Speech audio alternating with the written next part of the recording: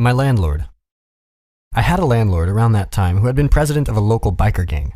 My wife, Tammy, and I lived next door to him in his parents' small apartment building. His girlfriend bore the marks of self-inflicted injuries characteristic of borderline personality disorder. She killed herself while we lived there. Dennis, large, strong, French-Canadian, with a gray beard, was a gifted amateur electrician.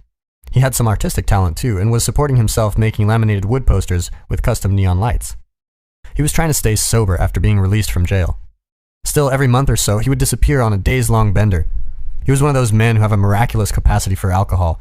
He could drink 50 or 60 beer in a 2-day binge and remain standing the whole time. This may seem hard to believe, but it's true. I was doing research on familial alcoholism at the time, and it was not rare for my subjects to report their father's habitual consumption of 40 ounces of vodka a day. Ooh. These patriarchs would buy 1 bottle every afternoon, Monday through Friday, and then 2 on Saturday to tide them over through the Sunday liquor store closure. Dennis had a little dog. Sometimes Tammy and I would hear Dennis and the dog out in the backyard at 4 a.m. during one of Dennis's marathon drinking sessions, both of them howling madly at the moon. Now and then, on occasions like that, Dennis would drink up every cent he had saved. Then he would show up at our apartment. We would hear a knock at night. Dennis would be at the door, swaying precipitously upright and miraculously conscious. He would be standing there, toaster, microwave, or poster in hand. He wanted to sell these to me so he could keep on drinking. I bought a few things like this, pretending that I was being charitable. Eventually, Tammy convinced me that I couldn't do it anymore. It made her nervous, and it was bad for Dennis, whom she liked. Reasonable and even necessary as her request was, it still placed me in a tricky position. What do you say to a severely intoxicated, violence-prone ex-biker gang president with patchy English when he tries to sell his microwave to you at your open door at 2 a.m? This was a question even more difficult than those presented by the institutionalized patient or the paranoid flayer.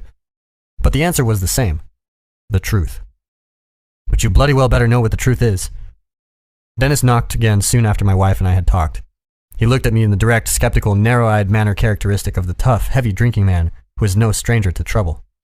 That look means, prove your innocence. Weaving slightly back and forth, he asked, politely, if I might be interested in purchasing his toaster. I rid myself to the bottom of my soul of primate dominance motivations and moral superiority. I told him, as directly and carefully as I could, that I would not. I was playing no tricks. In that moment, I wasn't an educated, anglophone, fortunate, upwardly mobile young man. He wasn't an ex-con Quebecois biker with a blood alcohol level of 0.24. No, we were 2 men of goodwill, trying to help each other out in our common struggle to do the right thing. I said that he had told me he was trying to quit drinking. I said that it would not be good for him if I provided him with more money. I said that he made Tammy, whom he respected, nervous when he came over so drunk and so late and tried to sell me things. He glared seriously at me without speaking for about 15 seconds. That was pretty long enough. He was watching, I knew, for any micro-expression revealing sarcasm, deceit, contempt, or self-congratulation. But I had thought it through carefully, and I had only said things I truly meant. I had chosen my words carefully, traversing a treacherous swamp, feeling out a partially submerged stone path. Dennis turned and left. Not only that, he remembered our conversation despite his state of professional level intoxication. He didn't try to sell me anything again. Our relationship, which was quite good, given the great cultural gaps between us, became even more solid. Taking the easy way out or telling the truth, those are not merely 2 different choices. They are different pathways through life. They are utterly different ways of existing.